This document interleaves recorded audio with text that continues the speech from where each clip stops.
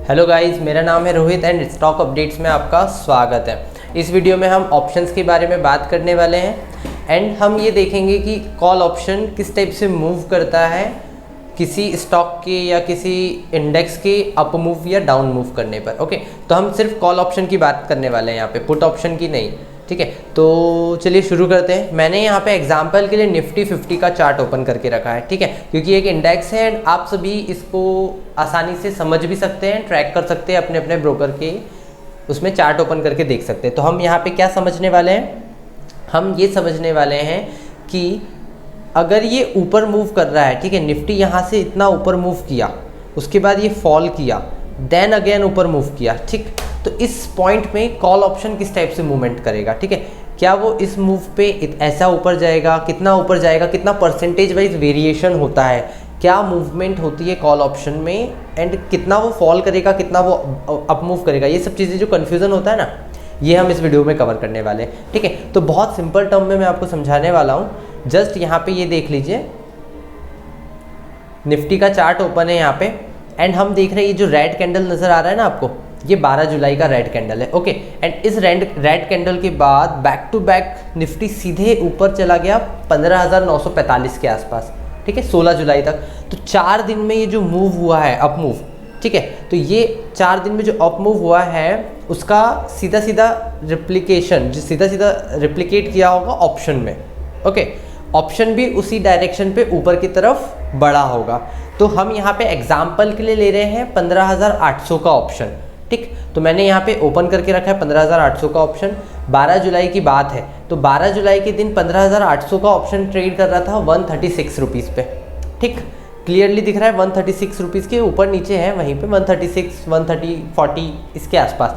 And ये धीरे धीरे इंक्रीज़ करते करते ऊपर की तरफ गया 217-18 तक। ठीक, यहाँ पे दिख रहा है आपको, इतना तो क्लियरली समझ में आ रहा होगा, ये निफ्टी 50 का 15,800 का सीई है, कॉल ऑप्शन है। निफ्टी अगर ऊपर गया तो ये कॉल ऑप्शन भी धीरे धीरे ऊपर गया। ठीक, ये हो गई एक कंडीशन। अब दूसरी चीज़ यहाँ पे हम देख रहे हैं कि इसके बाद निफ्टी 3 दिन में बैक टू बैक डाउनफॉल कर गया, नीचे गिरा, तो ऑप्शन भी गिरा होगा। हाँ, तो ये ऑप्शन भी गिरा, 1 2 3 दिन में लगातार ऑप्शन गिर गया। ठीक, तो दो चीज़ें यहाँ पे सही हो गई। पहली चीज़, निफ्टी के साथ ऑप्शन ऊपर बढ़ा एंड निफ्टी के साथ ऑप्शन नीचे गिर गया। ये दो चीज़ें क्लियरली यहाँ पे दिख रही है, यहाँ पे भी दिख रही है, ऊपर बढ़ा निफ्टी और नीचे गिर गया। अब तीसरी चीज़, तीसरी कंडीशन, ये जो लास्ट 3 दिन का अप मूव है ना, 2 दिन 3 दिन का, ये अप मूव हुआ यहाँ पे और निफ्टी के कॉल ऑप्शन में देखिए ये यहीं पे सिमट के रह गया, ये इस पॉइंट से ऊपर नहीं गया। इसने 19 तारीख का जो हाई है, 19 तारीख का जो हाई यहाँ पे नज़र आ रहा है, ये है 150 रुपीज़ का, इसको क्रॉस ही नहीं किया। अभी ये 111 रुपये पे ट्रेड कर रहा है। ठीक है, 19 जुलाई का। लेकिन वहीं हम निफ्टी के चार्ट में अगर जाएंगे तो हमें दिखेगा 19 जुलाई का जो हाई है वो समथिंग 837 रुपये, और ये उसके ऊपर जाके ऊपर ही क्लोज़ किया है। ठीक है, ऊपर जाके ऊपर ही क्लोज़ किया है एंड काफ़ी आपको नज़र आ रहा होगा ना, परसेंटेज टर्म में अगर हम देखते हैं तो कितना डिफरेंस नज़र आ रहा है, ये काफ़ी ऑलमोस्ट हाई के पास पहुंच चुका है। ठीक है, और वहीं हमारा जो ऑप्शन देख रहे हैं हम, तो ऑप्शन हमारा लो के पास में है, हाई यहाँ पे बहुत दूर है ऑप्शन का। ठीक है, ऑलमोस्ट डबल मूव करना पड़ेगा तब जाके हाई आएगा। तो ये डिफरेंस होता है ऑप्शन के मूवमेंट पे। ये कॉल ऑप्शन देख रहे हैं हम, इसी प्रकार से पुट ऑप्शन भी होता है। जब ये बढ़ते हैं ना तो ये स्लो बढ़ेंगे, थोड़ा सा प्रीमियम एडजस्टमेंट होता है, स्लो बढ़ते हैं हमारे डायरेक्शन पे। बट ये जब ये गिरते हैं तो ये थोड़ा फास्ट गिर सकते हैं। कैसे, अब एक और चीज़ समझते हैं एग्जाम्पल से यहाँ पे, कि 12 जुलाई को 15,800 का जो कॉल ऑप्शन था उसकी वैल्यू कितनी थी। 12 जुलाई को 15,800 के कॉल ऑप्शन की वैल्यू कम से कम 150 रुपये के आसपास थी। लेकिन जो स्टॉक जो अपना इंडेक्स था वो था 800 से नीचे, मतलब वो 15,700 के आसपास था। तो जो ये 150 रुपये इसकी वैल्यू थी ना, ये जो इसकी वैल्यू 150 रुपये थी, ये एडजस्ट होना है 150 रुपये अभी। मतलब ये धीरे धीरे, जैसे इसकी एक्सपायरी आएगी, इसकी एक्सपायरी डेट है जुलाई मंथ का एंड, मतलब लास्ट थर्सडे, मंथ का लास्ट थर्सडे जो अभी आने वाला है नेक्स्ट वीक में, तो ये उस समय तक धीरे धीरे अपने टाइम वैल्यू को डिक्रीज़ करेगा। जो 150 रुपीज़ इसमें वैल्यू बचा था वो धीरे धीरे कम होगा, तो वो कहीं ना कहीं उसको एडजस्ट करता है। इस अप मूव में तो उसने एडजस्ट नहीं किया, इस डाउन मूव में भी एडजस्ट नहीं किया, बट जो सेकेंड अप मूव आना था ना, यहाँ पे उसने एडजस्ट कर दिया उस वैल्यू को। तो ये हमें नहीं पता कब एडजस्ट होगा, लेकिन एडजस्ट होता है। ओके, तो यहाँ पे जो ऑप्शन बाय करते हैं ना, उन लोगों को लॉस हो जाता है इस चीज़ का कि प्रीमियम की जो वैल्यू है वो एडजस्ट होती है। यहाँ पे आपको क्लियरली नज़र आ रहा होगा ना, यहाँ पे ऊपर तो गया, नीचे भी आया, लेकिन ये सेकेंड बार जब ऊपर जाने की बारी आई तब भी ये अटक गया बीच में, ऊपर जा नहीं पाया। वहीं निफ्टी में जब हम देख रहे हैं, निफ्टी ऊपर से नीचे तो आया और ऑलमोस्ट 80% उसने रिकवरी भी दिखा दी। ये अप मूव किया, नीचे आया और वापस 80% यहाँ पे आ चुका है ऑलमोस्ट हाई तक, लेकिन जो हमारा ऑप्शन है वो ऊपर नहीं पहुँच पाया। ठीक है, वो नीचे ही ट्रेड कर रहा है, अभी भी वो नीचे के लेवल पे ट्रेड कर रहा है। तो ये डिफरेंस होता है, ये टाइम डीके की वजह से होता है, ये एडजस्ट होती है वैल्यू।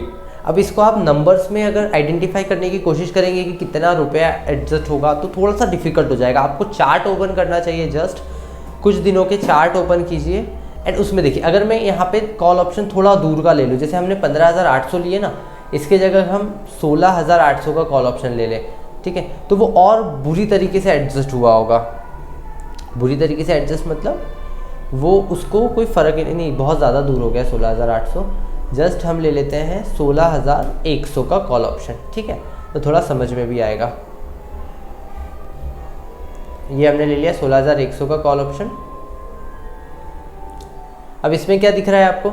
इसमें क्लियरली दिख रहा होगा कि ये जो अप मूव आया 16,800 के कॉल ऑप्शन में, अप मूव तो आया, फिर डाउन मूव भी आया, लेकिन ये जो दो कैंडल ऊपर जानी चाहिए थी ये ऊपर नहीं जा पाई, ये नीचे की नीचे रह गई। अब आप कंफ्यूज हो जाएंगे कि इसको ऊपर जाना चाहिए था, निफ्टी तो ऊपर गया है उस समय, है ना, निफ्टी तो ऊपर गया है, बैक टू बैक 2-3 कैंडल ऊपर गई है, लेकिन ये कॉल ऑप्शन क्यों नहीं गया ऊपर? तो टाइम वैल्यू इसमें जो है ना 7 रुपीज़ 8 रुपीज़ टाइम वैल्यू है। ये जो कॉल ऑप्शन है ये इस लेवल का है, 16,100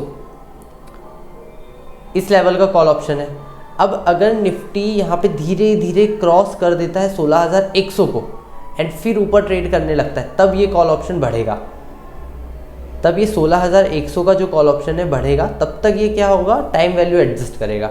अभी आप देख पा रहे हैं ना 16,100 की टाइम वैल्यू कितनी, 7 रुपये अभी बचा हुआ है, इसमें प्रीमियम है 7 रुपीज़, ठीक है। आप इसको अगर खरीदते हैं, मान लीजिए 7 रुपीज़ पे करके आपने इसको खरीद लिया, तब कंडीशन क्या होगी, आपने 7 रुपीज़ पे करके इसे खरीदा है, बट निफ्टी को 15,850 से 16,100 तक जाने में जो लग रहा है ना 250 पॉइंट्स ट्रैवल करना है। यहाँ पे निफ्टी कितना पॉइंट ट्रैवल करेगा, 250 पॉइंट ट्रैवल करेगा।